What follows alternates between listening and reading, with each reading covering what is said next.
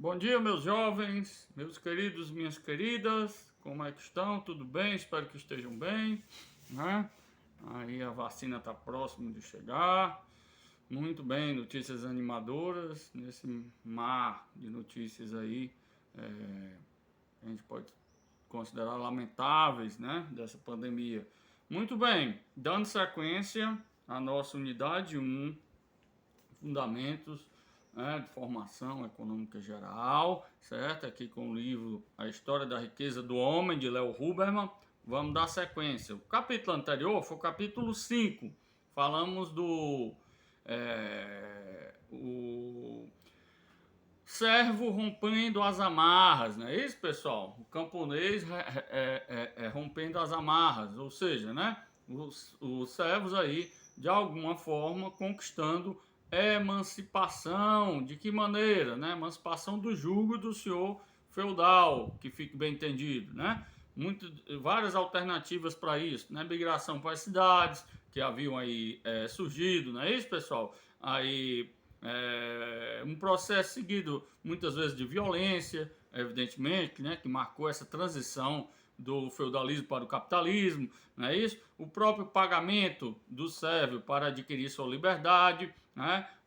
A conversão do servo agora num arrendatário, com aí uma transformação do tipo de dominação, que era a dominação pessoal, típica do regime feudal, para caminhando para uma dominação impessoal, do tipo capitalista, ou seja, ia se cobrar agora do servo, né, o pagamento pelo aluguel da terra. Já é uma relação aí comercial típica do capitalismo, não é isso? Falamos então no final da peste negra, né? Antes um pouquinho da resistência da Igreja Católica, muito compreensível do ponto de vista porque a Igreja Católica era a maior beneficiada do regime feudal, não é isso? Mantinha tanto o monopólio da ideologia, né, da religião, como também mantinha aí o maior poderio do ponto de vista econômico e também acumulava um poderio político, não é isso, pessoal? Aí às vezes rivalizando ou mesmo superando o poder do rei.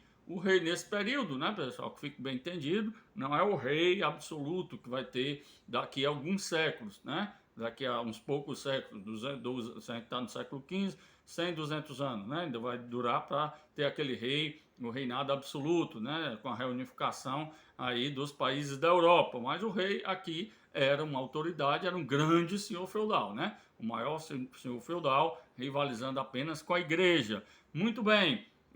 Falamos da peste negra, de como houve uma valorização da força de trabalho, né, uma vez que ficou escassa, né, para se conseguir uma força de trabalho para qualquer atividade, aí evidentemente que era difícil, e os trabalhadores percebem isso, né, e passam a cobrar mais, né, isso, cobrar mais aí liberdades, também maiores conquistas, evidentemente com um processo, mais uma vez salientando, aí que convergia com vários atos de violências e revoltas, né? Mas após vários séculos, né? Se a gente, nosso transcurso aqui tá vindo do século XI, a gente falou no final do capítulo 5 que já no século XV, né, os arrendamentos, né, essas novas formas já eram dominantes na Europa, as novas formas que a gente pode falar da estrutura socioeconômica, né? Aí dando um final, né, ao predomínio feudal. Evidentemente que as amarras do regime feudal ainda vão aí seguir estabelecida, mesmo elas estando num campo agora minoritário, né? Mesmo sendo aí dominadas, não é isso? Mas só lá com as guerras napoleônicas é que de vez, né, segundo Marx, essas amarras do regime feudal serão completamente aí destituídas, né? O regime feudal é marcado pelo seu fim, evidentemente lá com as guerras napoleônicas, né? Alguns dizem que a primeira foi de fato a primeira grande guerra, né? Que aí reuniu a imensidão de países da Europa, né? Com repercussão inclusive nas colônias. A gente vai chegar lá, né? E agora a gente vai para o capítulo 6, certo, pessoal? E nenhum estrangeiro trabalhará. Esse capítulo 6, ele percorre justamente essa transição também. E é aquilo que a gente já salientou para vocês em capítulos anteriores. É a migração dos antigos servos para as cidades, para a constituição do que a gente pode chamar de grandes associações de trabalhadores, as corporações de ofício da Idade Média, algumas poderosíssimas, outras nem tanto, né? Mas tinha corporação de ofício de tudo que era jeito, né? De armeiro, de padeiro, de ferreiro, das profissões que vocês podem aí imaginar. E para qual era o propósito delas, né? O propósito dessas associações, né? Era justamente defender os interesses dos seus associados, né? Então vai ter aí códigos de conduta, como a gente vai ver, inclusive nesse período vai aí se instituir as primeiras grandes, que a gente pode dizer, institutos de previdência social, não nos termos que a gente conhece hoje, né? Mas os proto-institutos de previdência social começam a emergir justamente neste período com essas grandes associações de ofício, né? Tanto é que o nome do capítulo é Nenhum Estrangeiro Trabalhará. Por quê, né? Se justifica esse nome desse capítulo porque essas associações, elas também tinham, por definição, né, assegurar a reserva de mercado para os trabalhadores, né, os seus trabalhadores, os seus associados, em cada cidade grande da Europa. A produção era eminentemente doméstica. A própria família se encarregava da produção dos bens para o valor de uso, ou seja, né, para a utilidade das pessoas. Os artesãos vão às cidades e passam a viver de seu ofício, certo, meus amigos? Como a gente já sugeriu para vocês. O surgimento dos aprendizes que residiam com os mestres durante o período da formação. Emergem também essa nova categoria de trabalhador, certo, pessoal? Os aprendizes. Eu nem sabia que remontava a um período tão anterior, século XIV, século XV, né?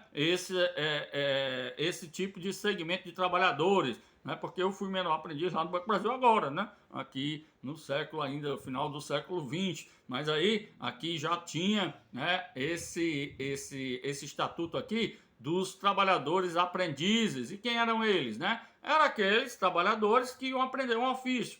Então eles moravam todo esse período do tempo do curso, que a gente pode dizer assim, para aprender um ofício, seja de sapateiro, seja de ferreiro, seja de armeiro, seja de padeiro, junto com a família do próprio aí mestre artesão, aquele ao qual ele vai ser subordinado, não é isso, pessoal? Então a reunião,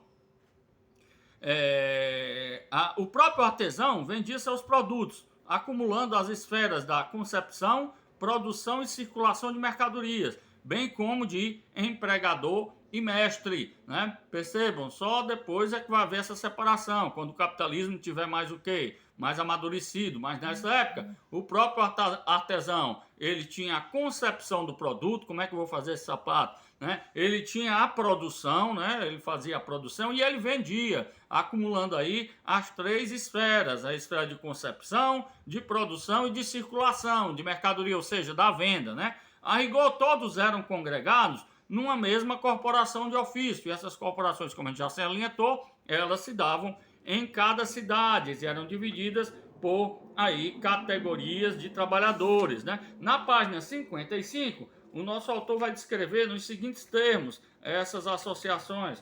Percebam, ocorre que, vamos lá.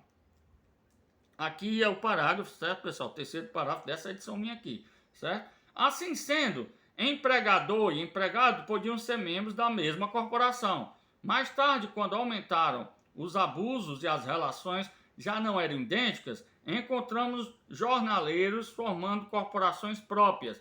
Mas, no princípio dessas organizações, as corporações dos armeiros congregavam todos os fabricantes de arreios. Dos arreiros. A dos armeiros, todos os fabricantes de armas, etc. Os aprendizes tinham direitos iguais, o mesmo ocorrendo com os jornaleiros e mestres artesãos. Havia classes variadas, mas dentro de cada uma delas predominava a igualdade, e os degraus da escada da ascensão de aprendiz a mestre não estavam fora do alcance dos trabalhadores. Percebam que eu citei outro trabalhador aqui, o jornaleiro. O jornaleiro foi o nosso primeiro proletário, né? O nosso primeiro operariado. Era o nosso aprendiz que se formava, ele não tinha condições de constituir uma oficina própria e ele preferia vender sua força de trabalho, vender seus serviços, né, pessoal, ao mestre artesão, né, muitas vezes aquele que o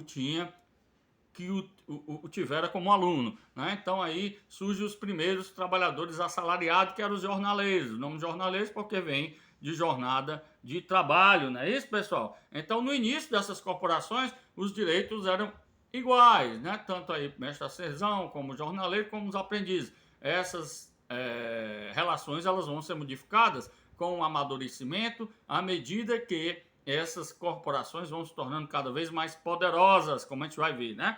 Os termos contábeis da corporação, seguridade social, reserva de mercado, cooperação, normas de conduta, supervisionamento e hierarquias. Eles vão estar aí dispostos, certo, pessoal? Na página 56 e 57. São muitos, não vai dar tempo aqui a gente ler, né? Mas a gente pode ler assim, por exemplo, o primeiro item, né? Se qualquer pessoa do dito ofício sofrer de pobreza pela idade ou porque não possa trabalhar, terá toda semana 7 dinheiros para seu sustento, se for homem de boa reputação. E nenhum estrangeiro trabalhará no dito ofício, se não for aprendiz ou homem admitido à cidadania do dito lugar, né? Tem várias aqui normas que tinham que ser regiamente seguidas por todos os associados, certo, pessoal? Era algo que era bem disciplinado, não era uma coisa que era solta, não, né? Os termos contábeis da corporação, como a gente já falou, Seguridade Social, etc, etc, né?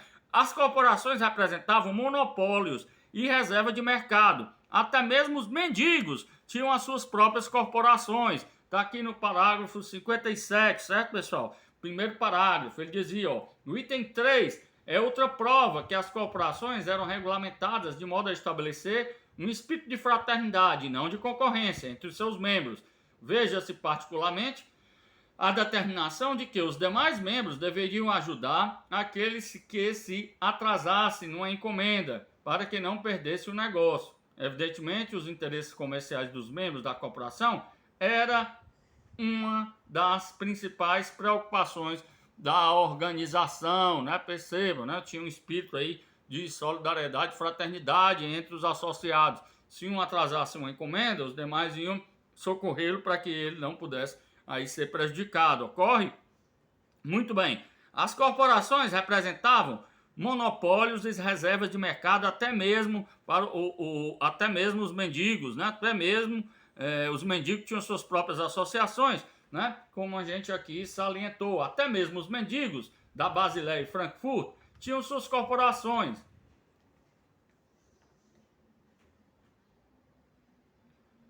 Que não permitiam aos mendigos de fora mendigar ali, exceto 1 ou 2 dias por ano.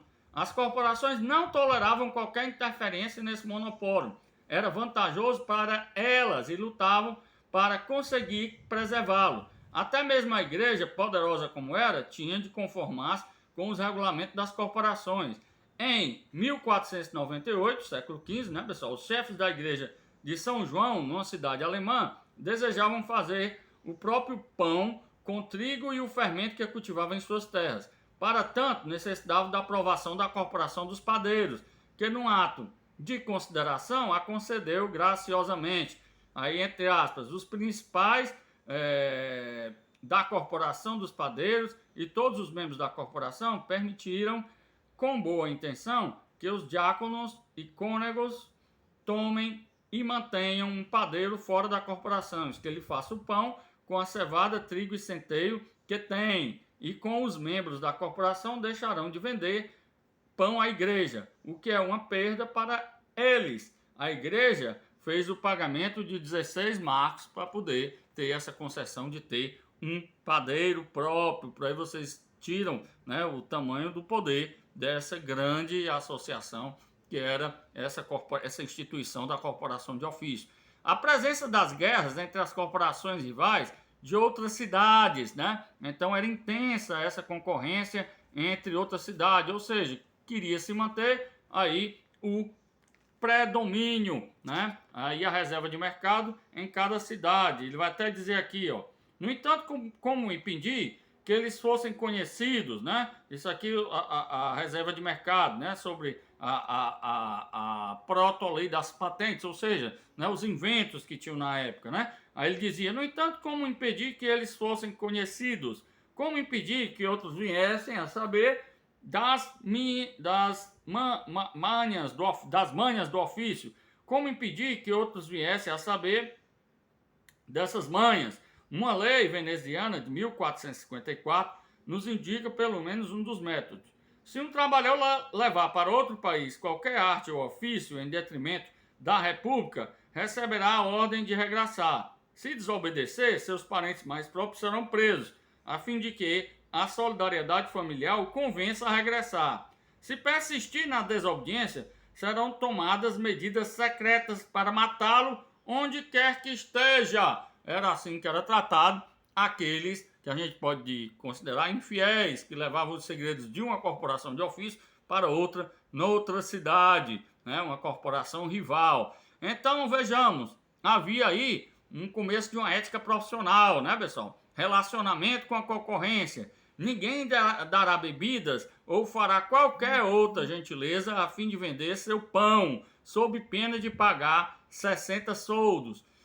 2. Qualidade do serviço. A corporação se orgulhava de seu bom nome e os artigos vendidos tinham a sua garantia de um padrão mínimo de qualidade. Aqui na página 59, no primeiro parágrafo, há uma descrição disso. Ó. Se forem encontradas em qualquer casa armaduras à venda de qualquer tipo que não sejam de boa qualidade, essas armaduras serão imediatamente confiscadas e levadas ao alcaide, intendentes, desculpa pessoal, os administradores, e por eles julgadas como boas ou más, segundo sua opinião. Né? Um dos exemplos que a corporação aqui se autoproclamava como aí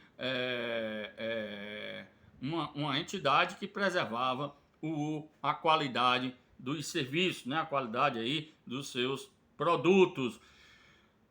A instituição do preço justo tem tudo a ver com essa disseminação dessa qualidade. Se não, vejamos como é que funcionava essa instituição do preço justo. Olha só, nenhum dos dois esperava obter mais vantagem do que o outro. Um capote podia ser trocado por 5 galões de vinho, sem prejuízo para ninguém, porque o custo da lã e os dias de trabalho necessários para fazer o capote eram iguais aos custos das vinhas e o tempo necessário para preparar o vinho.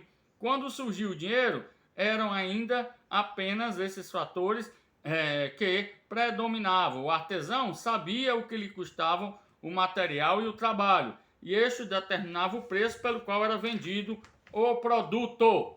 Os artigos feitos e vendidos pelos artesãos tinham seu preço justo calculado honestamente à base do custo real, e eram vendidos exatamente por essa soma, sem qualquer aumento. Santo Tomás de Aquino foi enfático sobre tal ponto. Ora, o que foi instituído para o homem, ou seja, o comércio, não se deve ser mais pesado a um do que o outro. Portanto, se o preço exceder o valor de uma coisa, ou o contrário, estará faltando com a igualdade exigida pela justiça. Consequentemente, vender mais caro ou comprar mais barato uma coisa é em si injusto e ilegal. Isso aqui era a materialização dessa instituição do preço justo, que era o preço que era aí ofertado, deveria ser ofertado pelos produtores, né, pessoal? Era admitido, claro, um pequeno lucro para sua manutenção, mas não lucro exorbitante, né? As autoridades municipais eram os fiscais desses preços justos, como a gente vai ver na próxima aula. Na realidade, esse preço justo foi instituído como uma justificativa também para que as corporações de ofício limitassem a produção. As ideias econômicas ainda não estavam, por assim dizer, materializadas numa teoria, mas os nossos aí ancestrais, né, os associados das corporações de ofício já tinham percebido que se produzisse muito, o que acontecia com os preços? O preço ia baixar, e os preços baixando, baixavam os seus lucros, né? A própria aí, o entrechoque entre a demanda e a oferta. O que eles faziam? Se utilizavam dessa prerrogativa do preço justo e da qualidade de seus produtos para limitar a produção, certo? e, no caso aí, garantir um bom lucro para eles.